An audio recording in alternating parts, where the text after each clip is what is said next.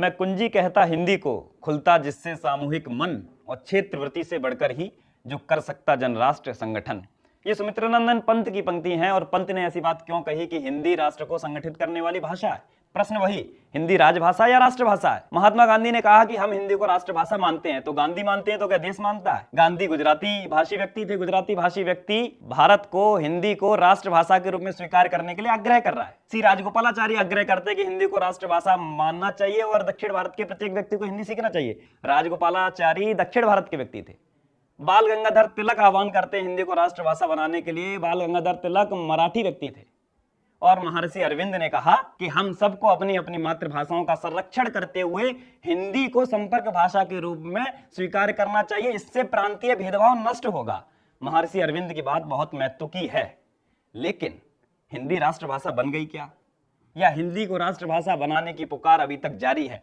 प्रश्न वही, हिंदी राष्ट्रभाषा अभी तक नहीं है। और उसकी आवश्यकता भी क्यों ही? क्योंकि उससे प्रांतीय भेदभाव हो सकता है। अगर हम उसको राष्ट्रभाषा बनाएंगे तो दक्षिण भारत में अलगाव पैदा हो सकता है। तो सरकार ने बीच का रास्ता क्या बनाया? संविधान निर्माताओं ने क्या कार्य किया? संविधान निर्माताओं ने तय किया कि हम हिंदी को राजभाषा बनाएंगे। राजभाषा भी तो हमारी राष्ट्रभाषा के रूप में है, हम उसको उस तरह ही सम्मानीय श्रद्धेय मान सकते हैं। तो हिंदी हमारी राजभाषा है। राजभाषा कब तय हुई? 14 सितंबर 1949 संविधान के सभी सदस्यों ने तय किया, संविधान निर्माता समिति ने तय किया कि हम लोग हिंदी को राजभाषा के रूप में तय करते हैं। और हिंदी हमारी राजभाषा 14 सितंबर 1949 को बना दी गई। उसके बाद कुछ अनुच्छेद जोड़े गए संविधान में। अनुच्छेद 120 कहता है कि हिंदी में ही सारा संसद का कार्य होना चाहिए। तो संसद का कार्य हिंदी में अनुच्छेद 120 से हो जाएगा, तो विधानसभाओं का कार्य हिंदी में कैसे होगा? अनुच्छेद 210। तो 210 अनुच्छेद जो विधानसभाओं को ये उत्तरदायित्व तो देता है कि आप हिंदी में सारा कार्य करें।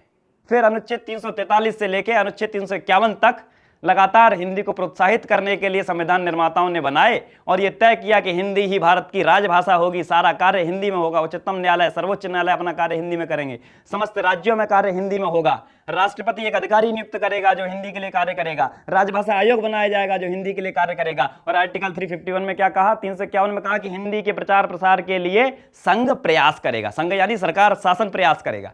तो शासन उसी को चलते हुए प्रयास कर रहा है और हम हिंदी को राजभाषा के रूप में मानते हैं। हमारे यूजीसी नेट आरडब्ल्यू में तैयारी करने वाले सभी विद्यार्थियों के लिए बहुत महत्व की बात है। हम राजभाषा हिंदी को पढ़ेंगे और विस्तृत रूप से जानेंगे कि किस अनुच्छेद में क्या कहा गया, डिटेल में जानेंगे, विस्तृत तरीके से जानेंगे। और राजभाषा आयोग और राजभाषा समितियों ने क्या क्या सुझाव दिए उन पे भी चर्चा करेंगे। तब तक के लिए आप खुश रहे, स्वस्थ रहे, मस्त रहे। बहुत बहुत धन्यवाद।